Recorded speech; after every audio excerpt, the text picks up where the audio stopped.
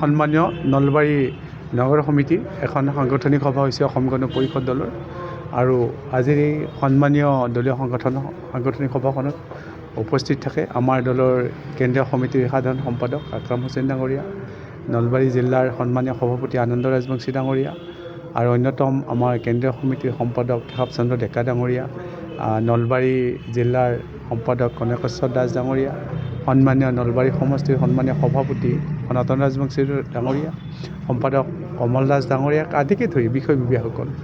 আৰু নগৰ সমিতিৰ সভাপতি আমিন আলীকে ধৰি সম্পাদক প্ৰভাত আলৈ ডাঙৰীয়া, আমাৰ প্ৰভাত তালুকদাৰ ডাঙৰীয়া, লগতে আমাৰ অন্যতম সম্পাদক যতীন বৈশ্য ডাঙৰীয়া আদিকে ধৰি আমাৰ তথ্য প্ৰযুক্তি সম্পাদক সঞ্জীৱ, আমাৰ দেখিছে আপোনালোকে সঞ্জীৱ চৌধুৰী ডাঙৰীয়া আদিকে ধৰি সমূহ বিষয়ববীয়া নলবাৰী নগৰ সমিতিৰ উপস্থিত আছে। কি আলোচনা হয়, আমি অসম গণ পৰিষদ দলে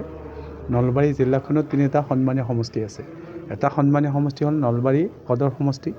এটা সন্মানীয় সমষ্টি হ'ল টিহু সদৰ সমষ্টি আৰু অন্যতম এটা সমষ্টি হ'ল বৰক্ষেত্ৰী সমষ্টি। এই তিনিওটা সমষ্টি অসম গণ পৰিষদ দলে গঠন যেতিয়া হৈছিল 1985 চনত, তেতিয়া গোটেইকেইটা নিৰ্বাচনত অৱতীৰ্ণ হৈ জয়যুক্ত হৈছিল। সেইকাৰণেই আমাৰ দলৰ সন্মানীয় সভাপতি মাননীয় অতুল বৰাদেৱে কৈছে, আপোনালোকে দেখিছে শুনিছে যে শিপা থকা দলৰ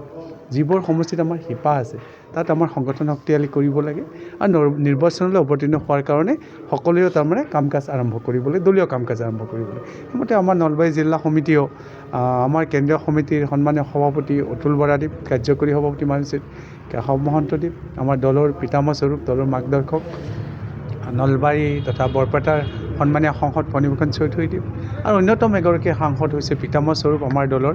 ৰাজ্যসভাৰ সাংসদ বীৰেন্দ্ৰ প্ৰসাদ বা দলৰ নেতৃত্বই যি ধৰণৰ নীতি দিছে, নিৰ্দেশনা দিছে, সেই নীতি নিৰ্দেশনাৰ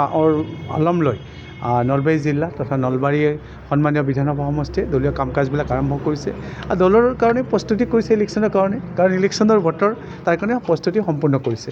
সেই ঠিকেই কৈছে। চাওক, দুবাৰকৈ আমাৰ চৰকাৰ হৈছে, চৰকাৰৰ শেষত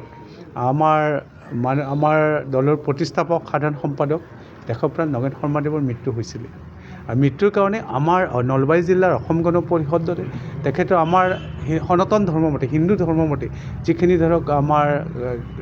নিত্য কৰ্ম কাজ থাকে সকলোখিনি কৰিছে আৰু যেতিয়া তেওঁৰ মৃত্যু হয় আমাৰ নলবেৰাবাসীৰ শকত ম্ৰিয়মান হৈছিলে। তাৰ কাৰণে হয়তো তেখেতৰ যিটো আৱাস মূৰ্তি সেই সময়ত প্ৰতিষ্ঠা কৰিব পৰা নাছিলে, কিন্তু শুনি আপুনি ভাল পাব আৰু আপোনাৰ কুৱেশ্যনটো আজি ভাল লাগিছে যে অহা 27 ফেব্ৰুৱাৰী তেখেতৰ মৃত্যু হৈছিলে। এই অহা মৃত্যুৰ দিনাই নলবাৰী অসম গণ পৰিষদ দলে নলবাৰী দেশপ্ৰিয় নগেন শৰ্মা ভৱনৰ সন্মুখভাগত মানে বাকৰিত এটা নগেন শৰ্মাদেৱৰ বাকৰি পূৰ্ণাংগ এটা আৱাস মূৰ্তি স্থাপিত কৰা হ'ব আৰু নলবাৰীত ধুমধামেৰে এই পবিত্ৰ তেখেতৰ দেশপ্ৰাণ নগেন শৰ্মা আৱাস মূৰ্তিটো প্ৰস্তুতি চলাই আছে আৰু আপুনি শুনি ভাল পাব স্বনামধন্য শিল্পী নুৰুদ্দিন আহমেদ ডাঙৰীয়া, তেখেতৰ তত্ত্বাৱধানত এই মূৰ্তিটোৰ কাম চলি আছে আৰু 27 তাৰিখে উদ্বোধন কৰা হ'ব।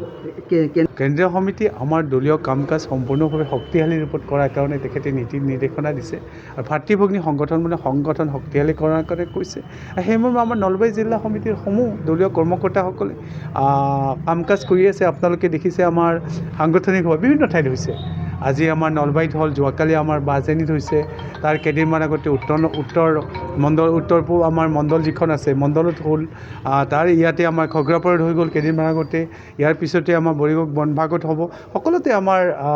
দলীয় সাংগঠনিক কাম শক্তিশালী ৰূপত উপনীত হৈছে আৰু শুনি ভাল পাব মাঘ বিহুৰ আগে পিছে আমাৰ অকল দলীয়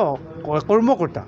কোনো নহয়, ভোটাৰ নহয় বা ৰাইজ নহয়, অকল দলীয় কৰ্মকৰ্তাই নলবাৰীত 15,000 দলীয় কৰ্মকৰ্তাৰে এখন শক্তিশালী সভা অনুষ্ঠিত কৰিব, যিখন সভাৰে শদিয়াৰ পৰাই ধুবুৰীলৈ বৰাক উপত্যকা ব্ৰহ্মপুত্ৰ বটাত অসম গণ পৰিষদ শক্তিশালী, এই কথাটো নলবাৰীৰ পৰাই আপোনালোকে দেখিবলৈ পাব আৰু আপোনালোকে ব্ৰেকিং নিউজ কৰিব পাৰিব। সেইটোৱে মই আপোনালোকক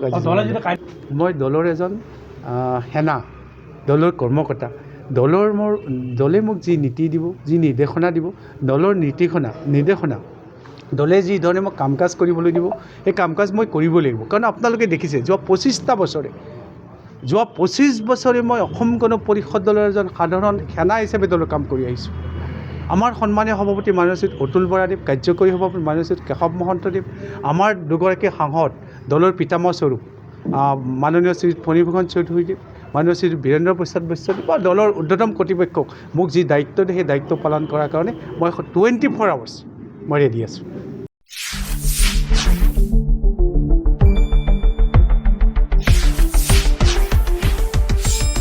শুদ্ধ আৰু বিস্তৃত বাতৰিৰ বাবে চাই থাকক নিউজ ডেস্ক ৰিপৰ্ট।